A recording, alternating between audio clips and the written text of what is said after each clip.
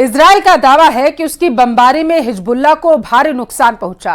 Lebanon में कोहराम मचा हुआ है और इस वक्त बेरूत से जो तस्वीरें सामने आ रही हैं उसे देखकर लगता है कि इजराइल अब लेबनान की राजधानी को गाजा बनाकर छोड़ेगा।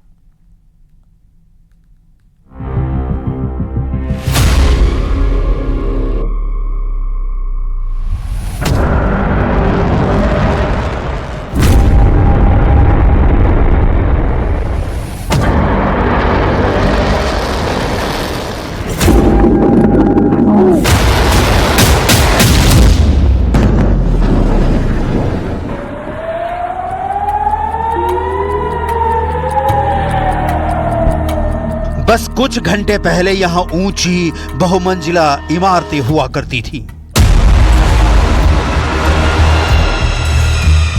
अब सब खाक हो चुका है, राख हो चुका है।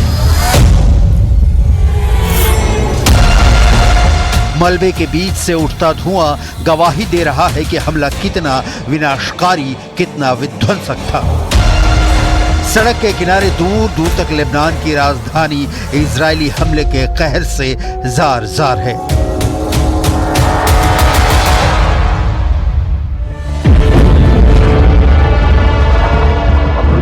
घुप अंधेरे में दक्षिणी लेबनान में सीरियल धमाकों का ये पार्ट 2 है।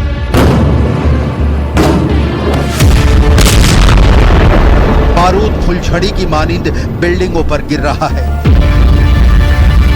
एक झटके में कंक्रीट की इमारतें रेत सी जमीन पर बिखर जाती हैं।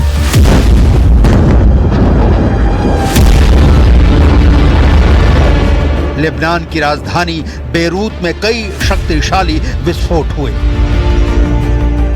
इजरायली सेना के मुताबिक उसने बेरूत के भीतर हिजबुल्लाह के कई खुफिया ठिकानों और हथियार गोदामों पर हवाई हमले किए।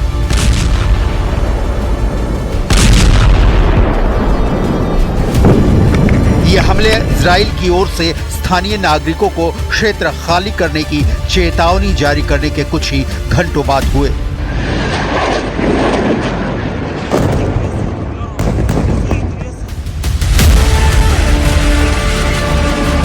इजराइल ने हमले का दायरा अब दक्षिण बेरूत से लेबनान के उत्तरी क्षेत्रों में भी बढ़ा दिया है।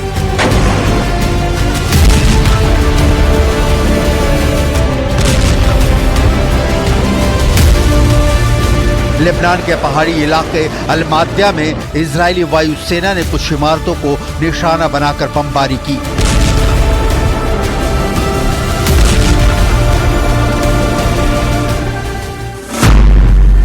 2006 में इजराइल और लेबनान का युद्ध हुआ था। तब यह पहाड़ी इलाका दक्षिणी लेबनान से पलायन करने वालों के लिए सुरक्षित जगह साबित हुई थी। बेरूत और दूसरी जगहों से लोग शरण लेने आए थे। लेकिन इस बार पहाड़ी इलाका भी इजरायली बमों से धुआं धुआं हो रहा है। इजरायली वायुसेना ने अलमात्या में 2 इमारतों पर बम गिराए। कान फोड़ू धमाके से पूरा इलाका गूंज उठा। मीडिया रिपोर्ट के मुताबिक हमले में 8 लोगों का पूरा परिवार मारा गया और 12 दूसरे लोग घायल हो गए।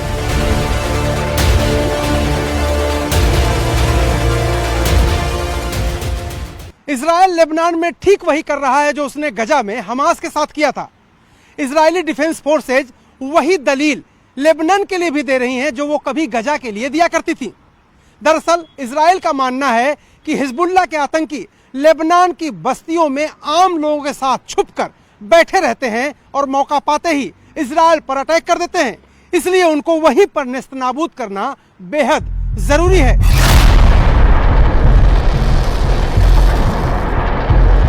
इजराइल लेबनान में इस वक्त वही कर रहा है जो उसने गाजा में किया।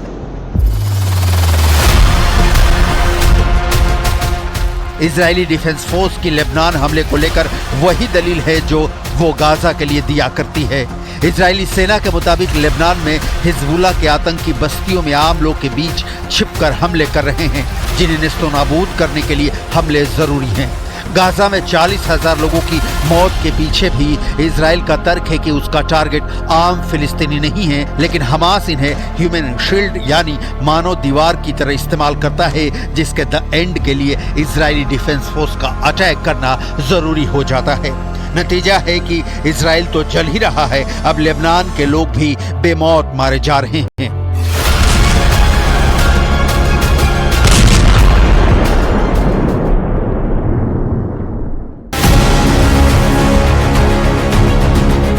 इजरायली सेना का दावा है कि उसकी वायुसेना ने खुफिया जानकारी के आधार पर बेरूत में हिजबुल्लाह के इंटेलिजेंस हेडक्वार्टर पर बमबारी की। आईडीएफ ने बेरूत और लेबनान के दूसरे इलाकों में हिजबुल्लाह के हथियार डिपो को भी निशाना बनाया।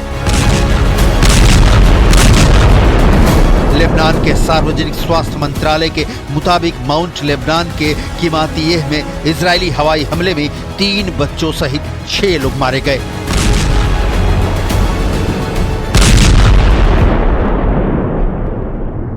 इजरायली बमबारी के बाद लेबनान में तकरीबन 15 लाख लोग विस्थापित हो चुके हैं और 2000 से ज्यादा लोगों की जान जा चुकी है। ये 15 लाख विस्थापित लोग लगभग 800 राहत शिविरों में रहने को मजबूर हैं। लेबनान की लगभग हर बड़ी इमारत को इजरायली सेना ने जमींदोज कर दिया है और यह सिलसिला लगभग 2 हफ्तों से लगातार चल रहा है। तो एक तरफ इजराइल ईरान को चेतावनी दे रहा, तो वहीं दूसरी तरफ हिजबुल्लाह यह दावा कर रहा है कि इजराइल के सैन्य बेस उसके टारगेट पर आ चुके हैं। इजराइल कब क्या प्लान कर रहा है, सब उसकी निगरानी में है, यह उसका दावा है।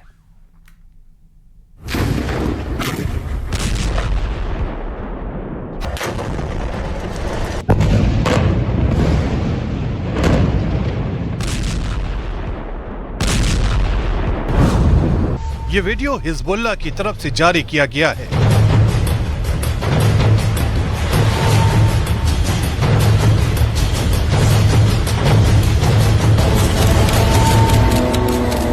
हाइफा कार्मेल क्षेत्र के इस वीडियो में उन ठिकानों को दिखाया गया है जहां इजराइल का सैन्य बेस है। वीडियो के जरिए दावा किया जा रहा है कि इजराइल के सैन्य ठिकाने और कमांड सेंटर हिजबुल्लाह की लगातार रडार पर हैं।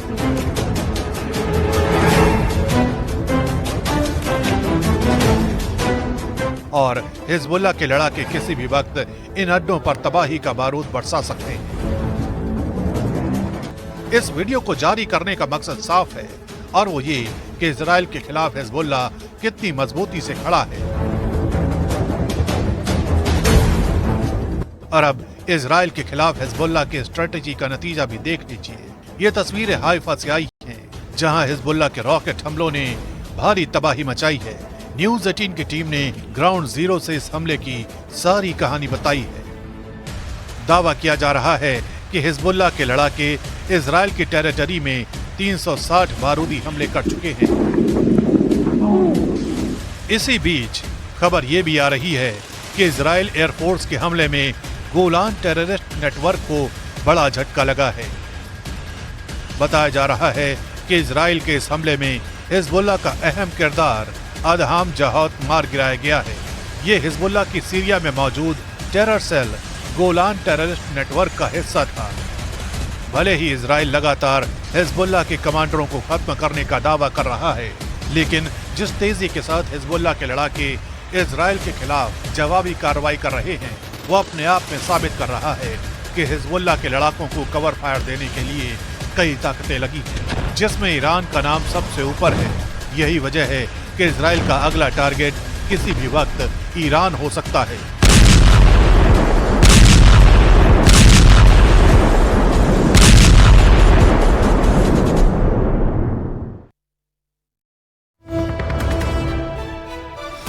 जयपुर से इस वक्त की बड़ी खबर है। डमी कैंडिडेट संतोष को 3 दिन की रिमांड पर भेज दिया गया है। बताया जा रहा है कि एसआई भर्ती परीक्षा 2021 पेपर लीक से जुड़ी ये बड़ा अपडेट सामने आया है, जहां पर एसओजी ने 4 ट्रेनी एसआई और एक डमी कैंडिडेट को कोर्ट में पेश किया था और जहां से कोर्ट ने 3 दिन की रिमांड पर भेज दिया। तो इस वक्त की बड़ी खबर है आपके टेलीविजन स्क्रीन पर, जयपुर से आप तक पहुंचा रहे हैं, जहां पर कोर्ट ने यह फैसला सुनाया है कि 3 दिन की रिमांड पर भेजा जाएगा डमी कैंडिडेट संतोष को।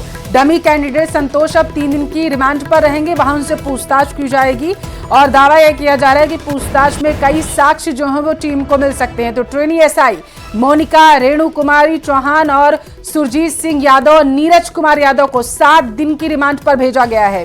डमी कैंडिडेट संतोष को 3 दिन की रिमांड पर भेजा गया। आरोपियों को कोर्ट में पेश कर बताया जा रहा है कि टीम की तरफ से 10 दिन का रिमांड मांगा गया था ताकि पूछताछ की प्रक्रिया जो है आगे बढ़ाई जा सके और दावा किया जा रहा है एसओजी की तरफ से कि और भी साक्ष्य जो हैं इनसे पूछताछ के बाद निकलकर सामने आ सकते हैं। हालांकि जानकारी ये है कि ट्रेनी एसआई मोनिका, रेणु कुमारी चौहान, सुरजीत सिंह यादव, नीरज कुमार यादव को 7 दिन की रिमांड पर भेजा गया है। तो वहीं डमी कैंडिडेट संतोष को बताया जा रहा है कि 3 दिन की रिमांड पर भेजा गया है, पूछताछ की जाएगी अब इन सभी से। तो जयपुर से इस वक्त की बड़ी खबर है आपके टेलीविजन स्क्रीन पर। एसआई भर्ती परीक्षा 2021 पेपर लीक मामले से जुड़े यह बड़ा अपडेट सामने आया है।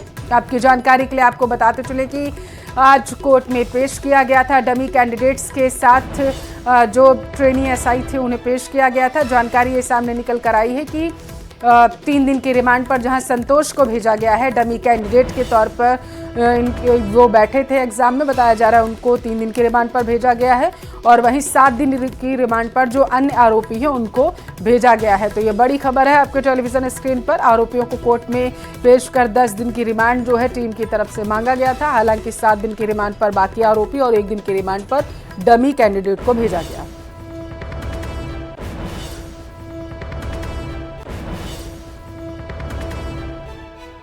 जयपुर से ये बड़ी खबर है आपकी जानकारी के लिए आपको बताते चले कि आज जो है सभी आरोपियों को कोर्ट में पेश किया गया था। आरोपियों को कोर्ट में पेश कर दावा ये किया गया था एसओजी की टीम की तरफ से कि 10 दिन की रिमांड जो है कोर्ट से मांगी जाएगी इन आरोपियों की। ज्यादा जानकारी लेंगे, संवाददाता विष्णु हमारे साथ टेलीफोन लाइन पर जुड़े हुए हैं। विष्णु, संतोष को 3 दिन की रिमांड पर भेजा गया है, अन्य आरोपियों को 7 दिन की रिमांड पर, यह जानकारी आपके पास क्या अपडेट इस मामले को लेकर के?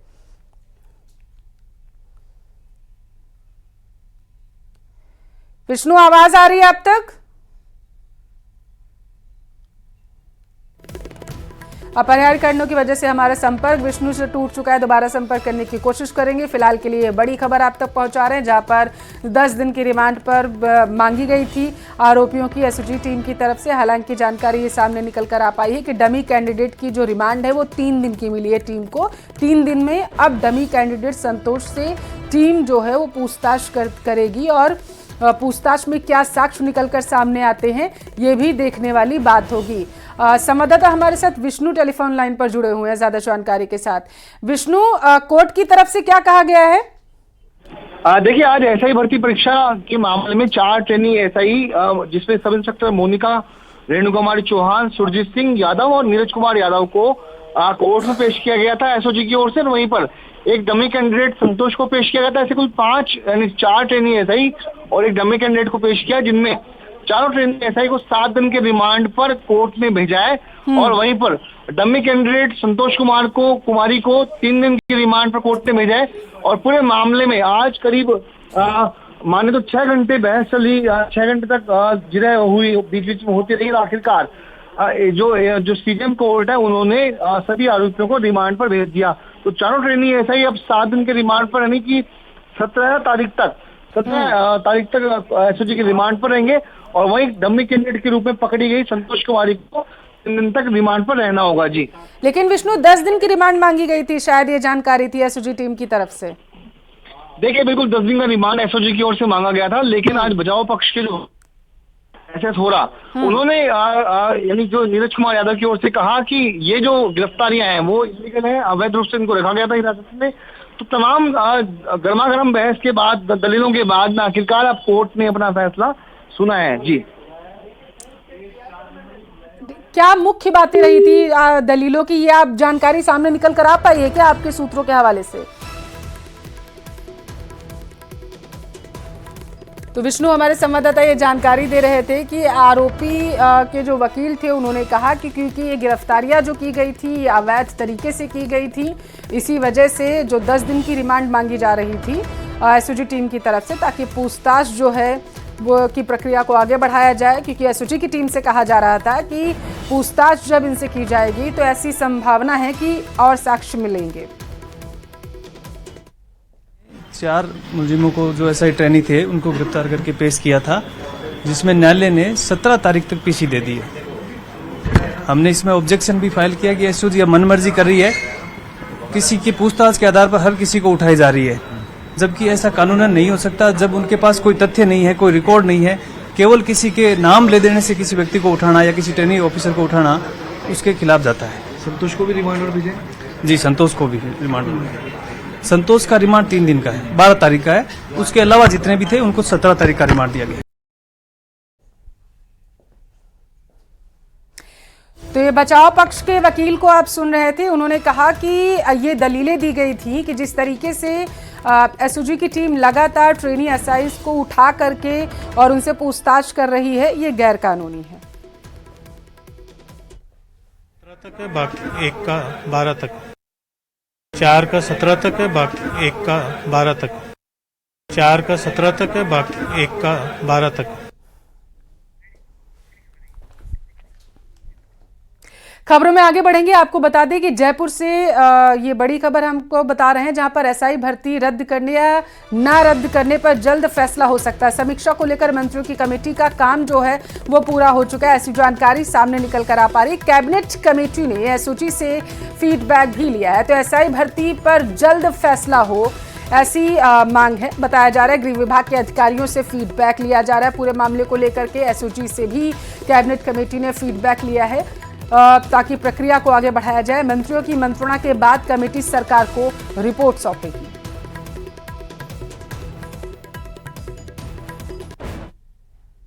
देखिए जो हमारे पास आई, तो आपने क्या माना है कि किस तरह की गड़बड़ी हुई होगी?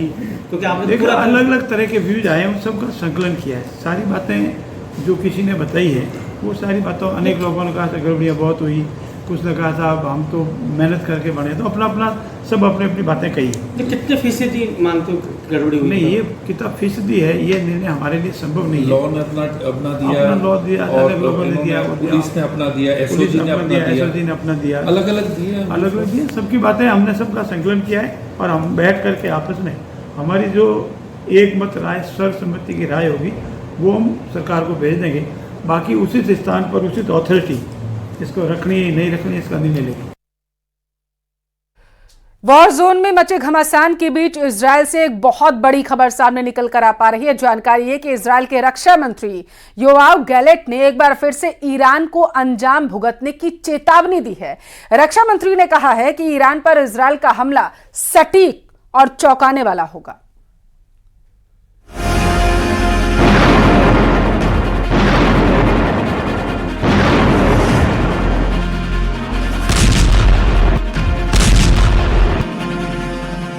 क्या इजरायल का अगला टारगेट ईरान है? क्या ईरान पर हमले का काउंटडाउन शुरू हो चुका है?